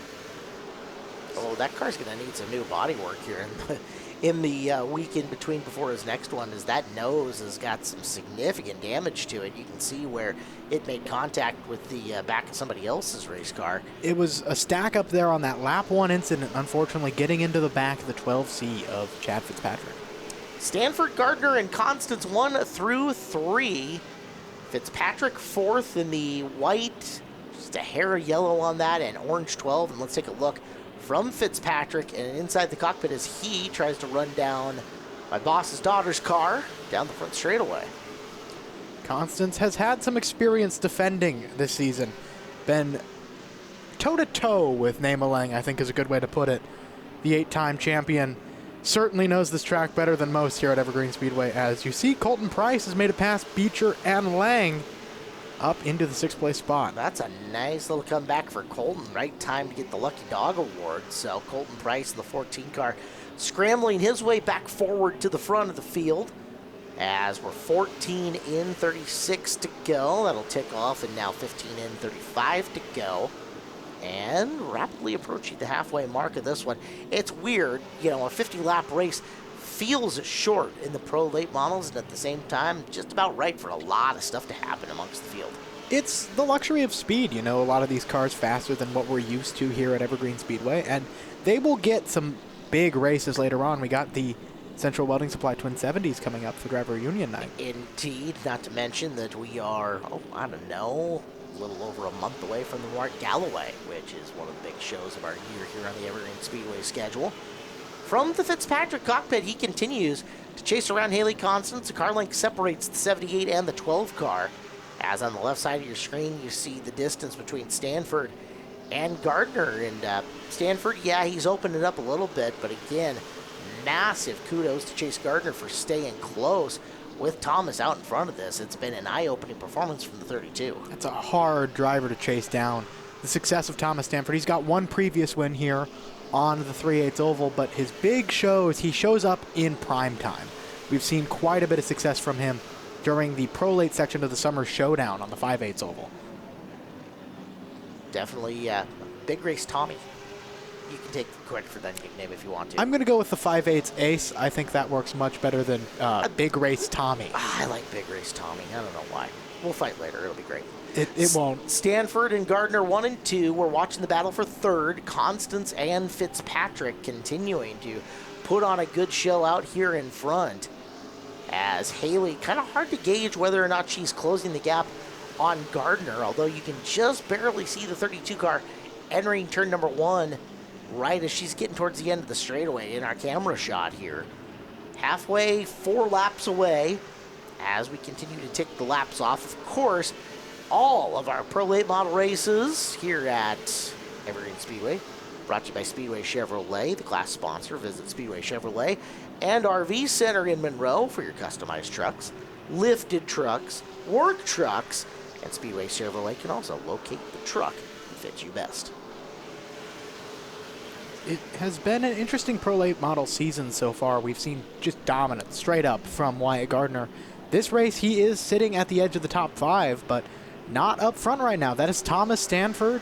Chase Gardner seems to be falling a little bit further back every lap from Thomas, but still an impressive run from the driver of the 32. Yeah, it is a good one, too. Definitely two different faces that we've seen up top, as it feels like all year has been some combination of Wyatt, Haley, Naima, and Colton sticking their nose in there. And right now, it is only Haley in the top 3, as there is slower traffic that has come to get involved here, as both Stanford and Gardner have cleared the 68 car of Brandon Brock. So Brock now slower traffic in between first and second and third and fourth. You can see Brock being given the hold your line or move over flag, however you want to call it. To the inside goes Constance, and Fitzpatrick will make his way by as well, with Gardner starting to roll in on 4th place. Now, you mentioned earlier that Jimmy Absher has been seen behind the wheel of the 68 earlier on in the season. That is true, as Brandon Brock stepping in this time around into Jimmy Absher's car. We talked with Absher race day a couple of weeks back, and he mentioned how it is so difficult for him to go between a late model and a mini stock. I wouldn't be surprised if it was a simple deal of when they're racing the same day, you want to up the car count, keep the 68 out there. Yep. But you're running the 26 for points right now. Correct, and Hampshire did that during this race day. We saw him earlier with a lot of car speed in that car. Unfortunately, his day ended early in the mini stock. Now gets to play car owner, crew guy, whatever he wants to do with Brock in the late model, putting some laps on it. Yeah, Constance starting to reel in the 32 machine as we ride along here on the right side of your screen. Battle for fourth might be heating up here in just a moment. The 3 car closing in on Chad Fitzpatrick. Wyatt Gardner wants away by. You got to wonder if that lap 1 contact for Gardner, we know that that nose piece looks a little off, but you got to wonder if that put just enough of a dent in one of the suspension parts to make the car handle a little bit different than what he's been used to. It doesn't take much. You know, they're measuring down to the 1/8 of an inch on some of the important measurements like toe out and camber caster, etc., that they're getting on these cars in a matter of degree, and just a little bit of contact, just a little bit of a bend in a component can make a big difference in car handle, especially here in the Pro Late models at the speeds they do. Yeah, racing is a matter and a game of just inches and 1/8 of inches. It's so close quarters when it comes to stuff like this as we are ticking down the laps. 33 in, 17 to go. Constance is getting away from Fitzpatrick as Gardner is getting there, so you wonder if that's Wyatt getting stronger or some car fade on the part of the 12 that's playing in here. I don't got the stopwatch on me, so I couldn't tell you, but right now it sure looks, you can see that visually on the field.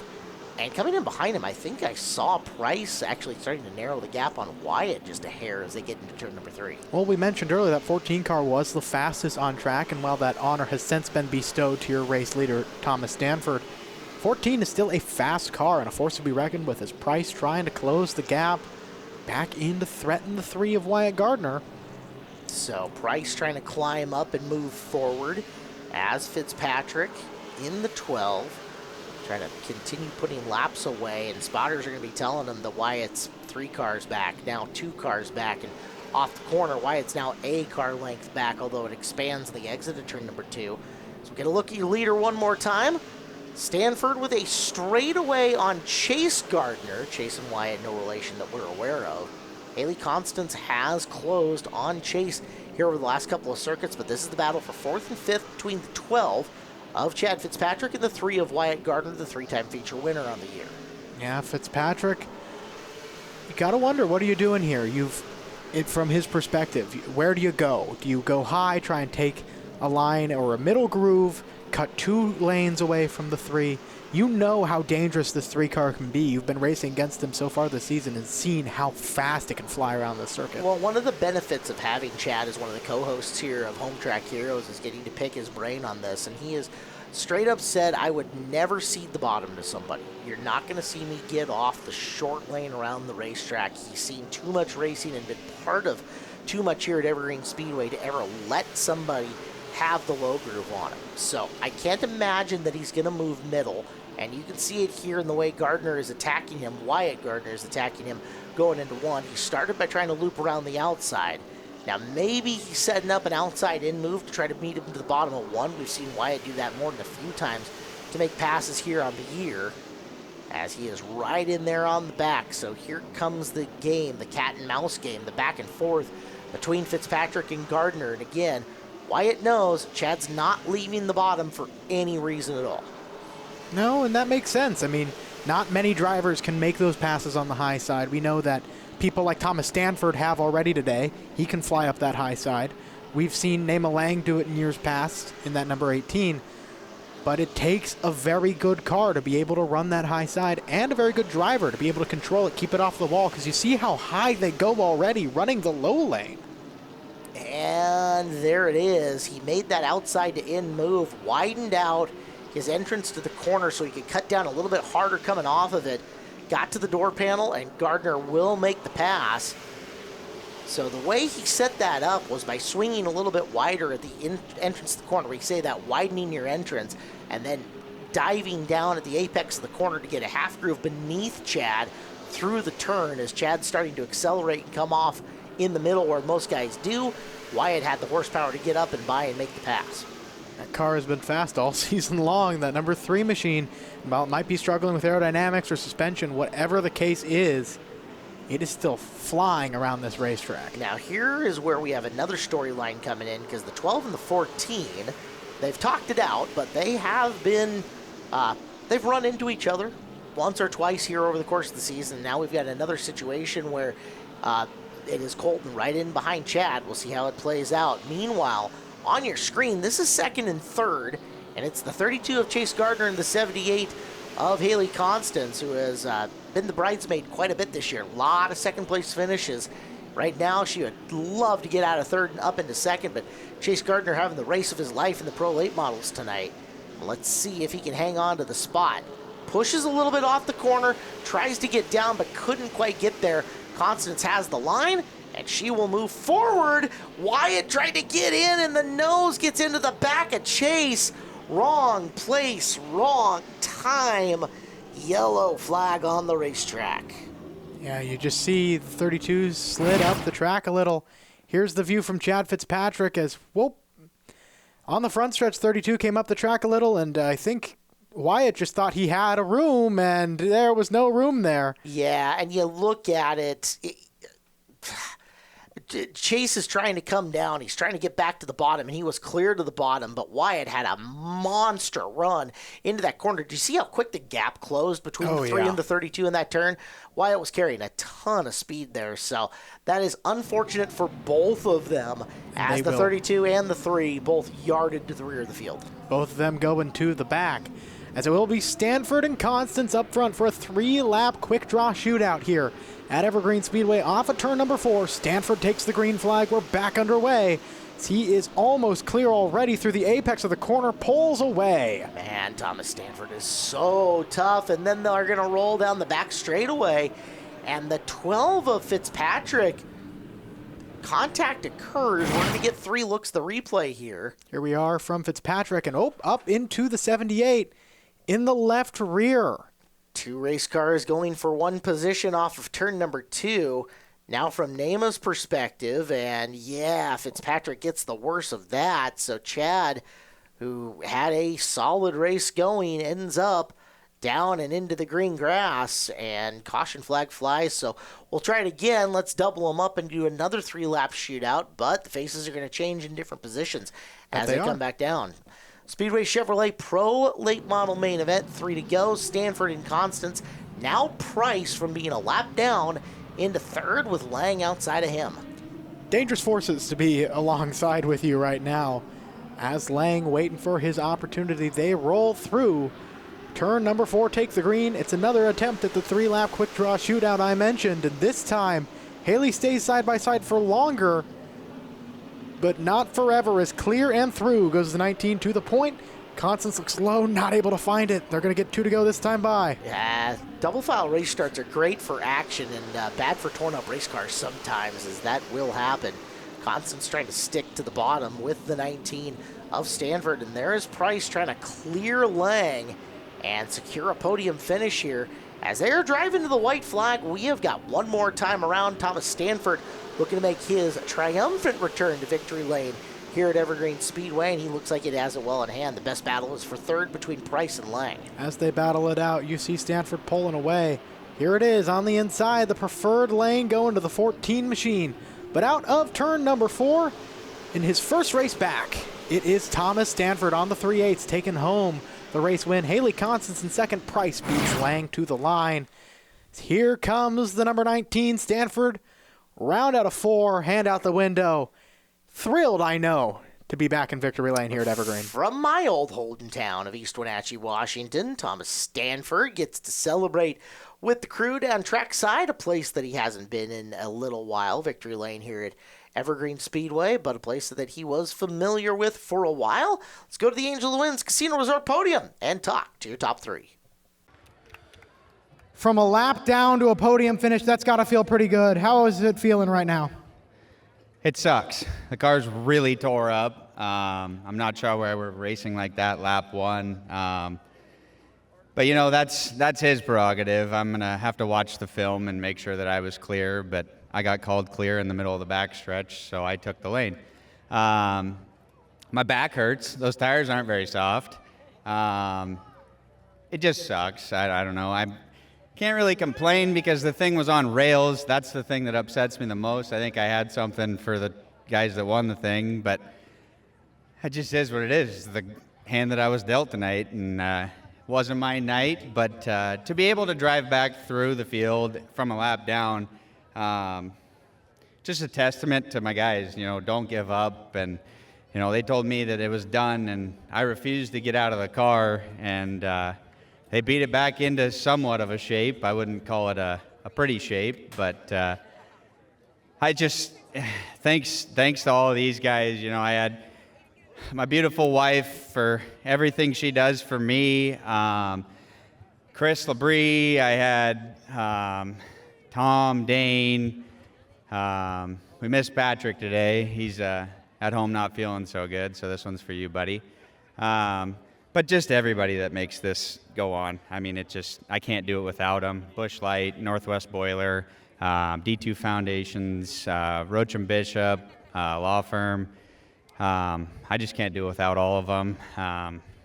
Just sucks to have a torn up race car, but I guess we got 3 weeks off, so we'll get it looking like it never happened. We hope to see that car back up here on the podium. Driver the number 14, Colton Price, third place. You've been here a few times, Haley, up here on this podium. Unfortunately, in the same spot. What more do you think you needed to get to Stanford there? I think he had a really great race. His car was on point. I had a pretty good car too. A few kinks we need to work out in the shop this week. Sucks, keep finishing second, but we're gonna come back stronger, learn from our mistakes, and get first a few times this year. What was it like for you down there in the actual maelstrom of the race throughout it? You saw chaos going on in front of you and behind you. Yeah, there was a few times I was worried I was going to get collected in a few of those incidents. Got to keep your eyes open. Thankfully, our car is pretty much in one piece, so that makes it easy to come back better. But yeah, I have a lot of people to thank. Joe's Racing Products, my dad, my mom, everybody who comes and supports me, Central Welding Supply, Mazda of Everett, and a bunch of other people I'm probably forgetting, but yeah. Driver the number 78, second place tonight, that's Haley Constance. You're going to have to correct me if I'm wrong. Have you ever won on the 3/8 in a Pro Late before? One time. We won here in 2022 when we were running the full season. But Nema was dominant that year. He won every single race on the 3/8 except for one. But it's great to be back. It really is great to be back. I've got a ton of laps at this racetrack. This is where we ran mini stocks and kind of cut our teeth doing that. And so it was really exciting to get back here. Relearn the track. It's so unique. It's so hard to drive around here. I mean, you really got to be finesseful and hit the bumps just right. And so it was just fun. It was just good old-fashioned fun. And we weren't even going to be here today. I called it off last night because the rain forecast looked so bad. And then I woke up this morning and it looked different. And so my wife and I said, screw it. Car was already loaded up, ready to go, so we drove over here and decided we might get lucky, and we did. So shout out to Trent Moriarty. He spotted for me. Like I said, it was just me and my wife and the dog came over today.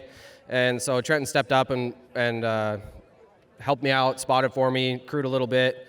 And so I really appreciate him. I appreciate Lane. Lane's the one that actually went and got Trenton and said he needs to come spot for me. So like I said, I got a lot of laps here, and I got a lot of friends and family and race family that are supportive of me, so that's why I wasn't too nervous about coming over here with no crew, because I knew I had people that would help me out. So shout out to all my sponsors: Ackerman Construction, D.A. Davidson Wealth Management, Frost Livestock, Elevate Racing Media, Liberty Arms, Easy Street Cold Mix Asphalt. We got a great team, and I'm really proud of them. When can we expect this 19 car back here at Evergreen Speedway? We'll be here for the Central Welding Supply race, the Twin 70s, and then the Summer Showdown. We're excited to see it. Your race winner tonight, behind the wheel, the number 19. Give it up for Thomas Stanford. Absolutely fun week here on Home Track Heroes here on Seattle 11. Derek Todoroff, thanks for keeping the seat warm for me, and great job here. We had a great show today. It was amazing. I mean, so much great racing on the oval. And, of course, no shortage of action on the road course or the 8. The next time that you can be at Evergreen Speedway live to enjoy this great time with everybody out there is DriftCon coming up on Saturday, June the 1st. Next week on the show, we're going to have more race cars and more classes than you can shake a stick at. We're going to have big rigs and legends at minimum. We have got, we believe, figure eights, outlaw version, and super stock version. We're going to have a demo derby. We'll have buses and a whole host of others. You'll have to tune in to find out. So, for all the staff and management here at Evergreen Speedway, our crew on Home Track Heroes, Derek Griff and Derek T., I'm Caleb Hart. See you next week here on Seattle 11. Thanks for watching Evergreen Speedway's Home Track Heroes on Seattle 11. Join us next week for more great racing from Evergreen Speedway.